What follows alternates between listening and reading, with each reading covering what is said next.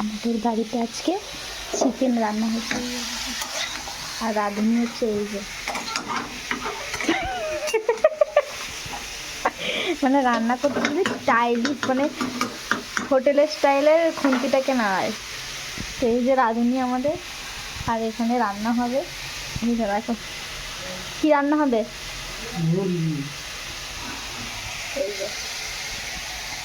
কতদিন খাওনি?